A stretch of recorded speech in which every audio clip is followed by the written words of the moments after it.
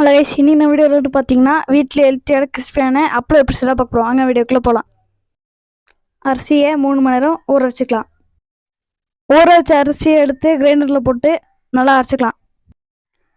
மாவு இந்த அளவுக்கு நைஸாக வந்ததுக்கப்புறம் ஒரு கை கல் உப்பு போட்டுக்கலாம்.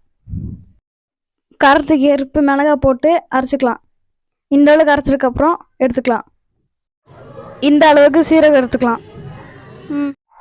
நாம் எடுத்து வச்ச சீரகம் நாம் அரைச்சி வச்ச மிளகாயெல்லாம் உள்ளே போட்டு நல்லா மிக்ஸ் பண்ணிக்கலாம்.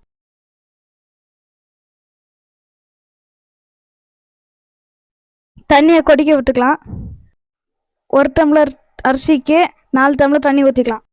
அதில் அரிசியை போட்டு இந்த அளவு வரைக்கும் நல்லா கிண்டிக்கலாம். வெயில இந்த மாதிரி ஒரு துணியை போட்டு கரண்டியில் நம்ம செஞ்சு வச்ச மாவு எடுத்து இந்த மாதிரி நல்லா போட்டு காய வச்சுக்கலாம். இந்த மாதிரி துணியில் ஃபுல்லாக போட்டு வச்சுக்கலாம். துணிக்கு பின்னாடி இந்த மாதிரி தண்ணியை தொளித்து பிச்சு எடுத்துக்கலாம்.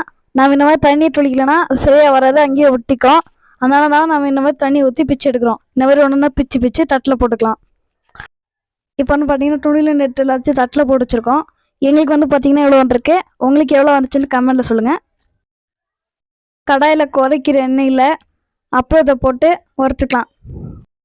இந்த கலர் வந்ததுக்கப்புறம் எடுத்து தட்டில் போட்டோம்னா நான் வீட்டில் செஞ்ச கிறிஸ்பியான ஹெல்த்தியான அப்பளம் ரெடி. இந்த வீடியோ பிடிச்சா லைக் பண்ணுங்கள், ஷேர் பண்ணுங்கள், சப்ஸ்கிரைப் பண்ணுங்கள்.